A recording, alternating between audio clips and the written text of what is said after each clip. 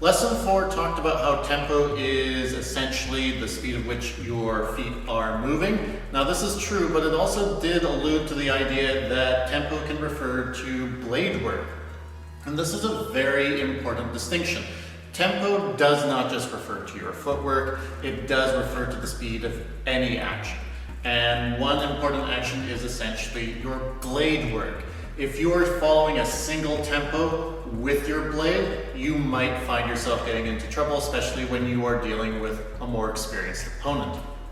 Now, if you're just learning, you're going to get used to single tempo actions with your blade, whether that's going to be a parry and a riposte or a direct attack. Now what's important here is that you can accelerate these actions. You don't want to keep them with a single tempo. You don't just want to go, there's my parry, there's my riposte. Single tempo, it's slow. You want to be able to sharpen up your blade work, make it more responsive and a lot faster. This doesn't mean that you're going to make it bigger though. You do want to maintain point control.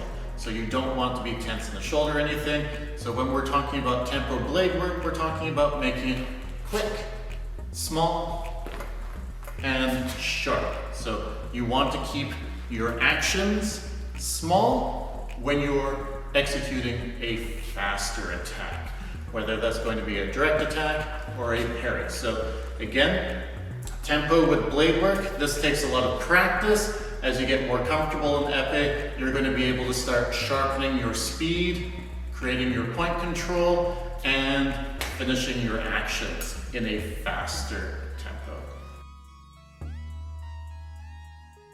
Disruption as it relates to attacks in the blade is a complicated subject. We're going to talk a little bit more about it here. Specific with when you want to make a beat attack. Now, you don't want to do this willy-nilly. You don't want to just run in and beat up your opponent's blade. This will create a pattern. You're focusing on their blade. Your opponent will figure it out and just attack you instead. The object of a disruptive action against the blade is to distract them, not distract yourself. So if your opponent is getting ready for an attack, they're poised for an action, you are going to want to beat that blade a little bit, distract them from what they're trying to do, make them worried that you're about to attack them. So that is, you make an attack, you're going to beat their blade first. You can beat it more than once. You don't want to get too carried away with it though, but you can beat one, beat two, then make your attack.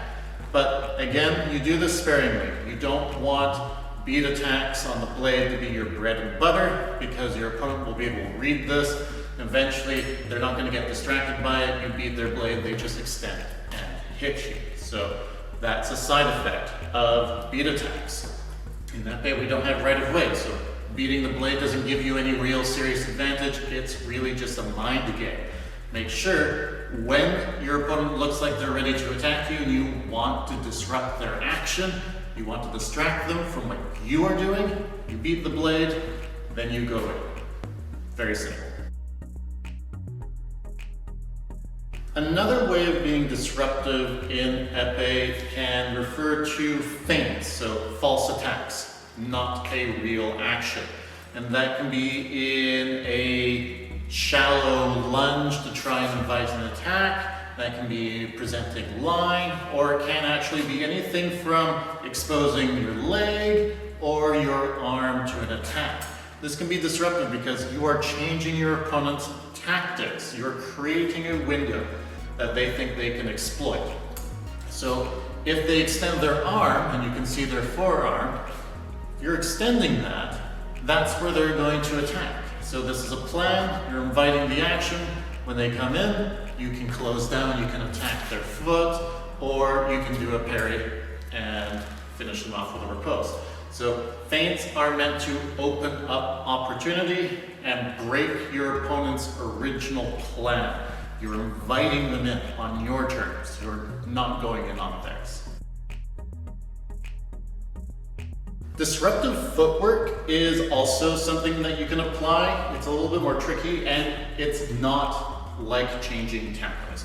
Disruptive footwork is meant to draw your opponent in, break their concentration, and then make an attack when they are confused, not sure what to expect. It's very complicated, it takes a lot of work. This is something you're going to want to do with your coach, not just by yourself. It's a difficult action to get. So if you're looking at complicating your footwork to be disruptive, it can be anything like creating your feet out, trying to draw them in. It can be quick moving back and forth, back and forth. It's not really moving forward or backwards. You're creating windows where your opponent can potentially attack you, but you're doing this to break their ability to read your action. It's meant to be confusing. So you can do this. Don't do it without practicing. Don't do it without working with your coach first, because essentially what you're doing is you're opening yourself up to a world of hurt if your opponent is prepared to attack you, especially if they're more experienced than you. So again, you can be disruptive with your footwork. It's different than looking at tempo as a means of distracting your opponent, because tempo is really just how you can speed up or slow down to change the atmosphere, the mood of that match. Whereas when you're being deliberately disruptive, you're just trying to break your opponent's concentration, make it more difficult for them to read you. So disruption through footwork is a real thing, but it is tricky.